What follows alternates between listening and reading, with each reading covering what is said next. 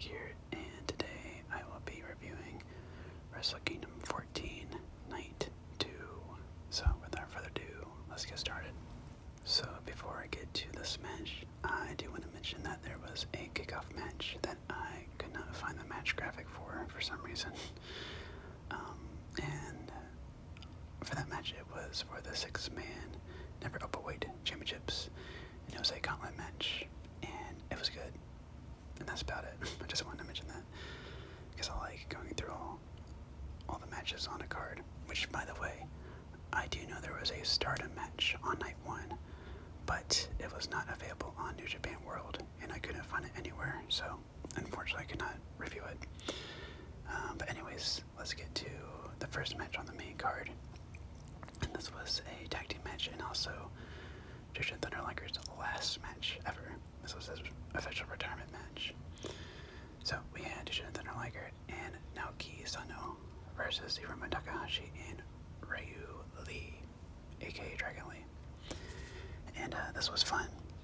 And it was kind of odd to me of how, well, in my opinion, this should have been the match on night 1, and then on night 2 it should have been Liger versus Takahashi, because when those two were in the ring, it was very enjoyable. I really like seeing them work together.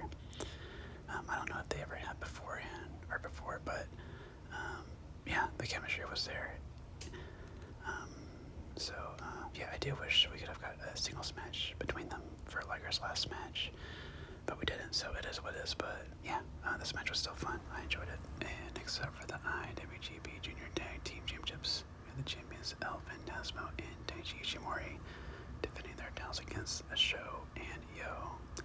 And this was a lot of fun, actually. I enjoyed this match. And this was also the first time I've ever seen ELP and Taiji team up for a match. And they made for a really good team. Yeah, that's pretty much it. Just a really fun match here. And then we had for the Rev Pro Undisputed British Heavyweight Championship, the champion Zack Sabre Jr. defended his title against Sanada. And this was a very good match. I enjoyed this a lot, actually. Very technical and reversals galore. There were so many reversals in this match that I lost count. But they told a good story in this match. I felt like they were trying to match up to each other's styles and try to top one another in terms of technical wrestling. And this match also made me sad because this was back when I really liked Sanada, and he was such a good wrestler at this time. And I'm just like, what happened? He is such a joke now. I can't stand the guy anymore. But back then, he was great. I really wish he would have won the title during this time period. Yeah, really good match here. I recommend it. And after that, we had for the IWGP United States Championship, and the champion Jon Moxley defending his title against Juice Robinson. And this was another good match. I enjoyed this. And I really liked the finish too, of how Juice kept hitting John with the what's he called, the right hand of God. He just kept hitting him with it, but then I think Moxley reversed it and then gave him 2 paradigm shifts. So yeah, I really like the finish.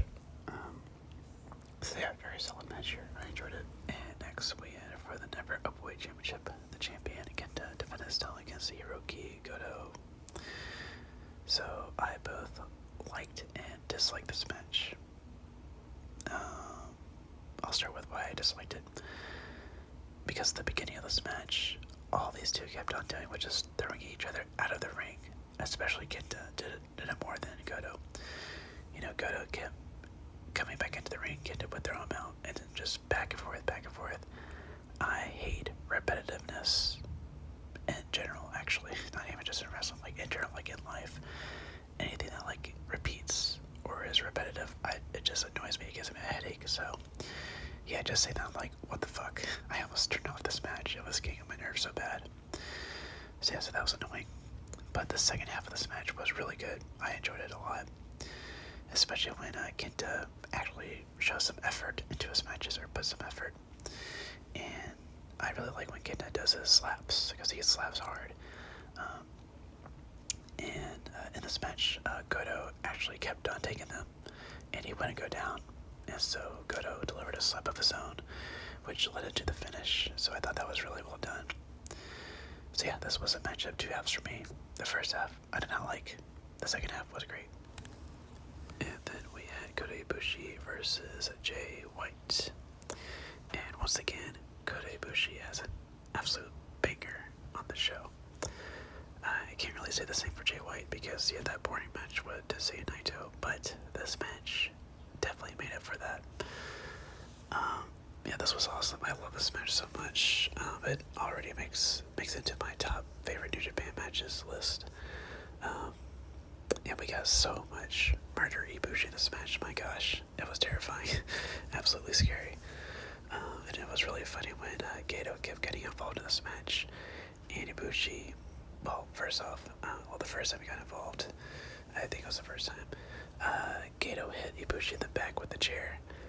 And Ibushi, he turned into a killer.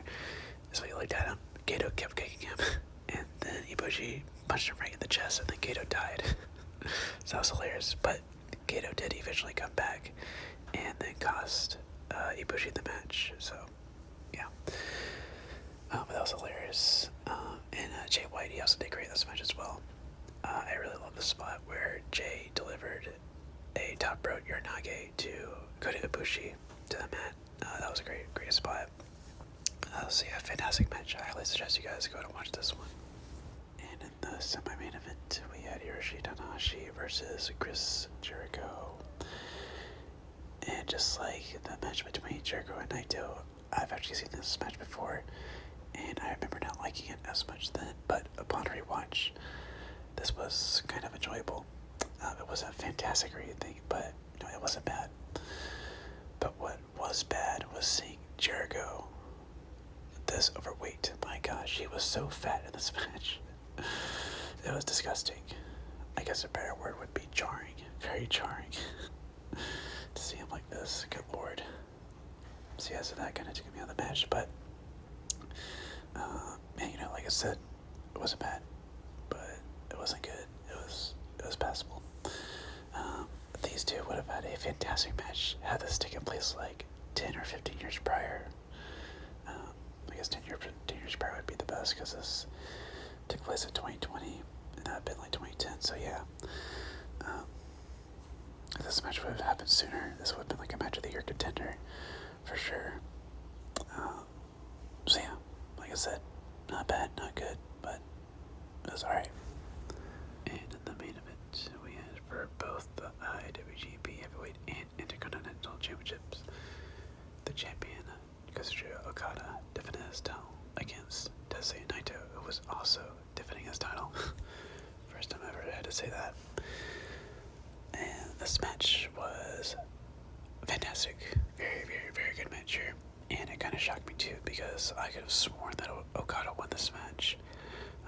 I might have been confusing the other time that Okada beat Naito in the main event.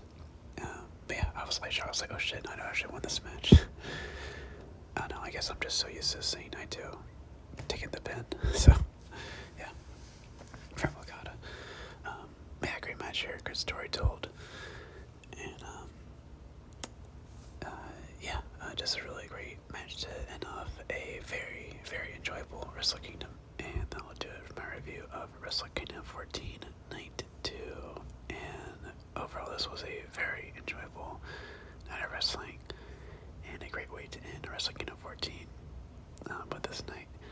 And I gotta say, I do think I enjoyed Night 2 rather than Night 1. Night 1 was great, don't get me wrong. But Night 2, I don't know. I just felt like it just had more good or better matches, in my opinion, than Night 1. But barely. They're both kind of even. Yeah, very fun night. If I had to give it a rating, I would probably give it like a 9, maybe 8.5, 9. Yeah, just very enjoyable. And overall, Wrestle Kingdom 14 was damn good. This might be my favorite Wrestle Kingdom that I've ever watched, fully. Now, granted, I haven't seen all the Wrestle Kingdoms yet. I've seen 10, 11, 15. I really like 15. 15, 14. 7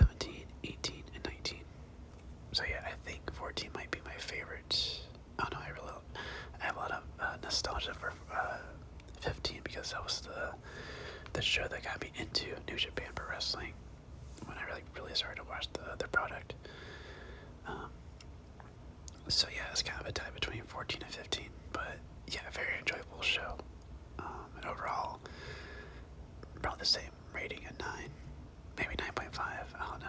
I just really loved this show.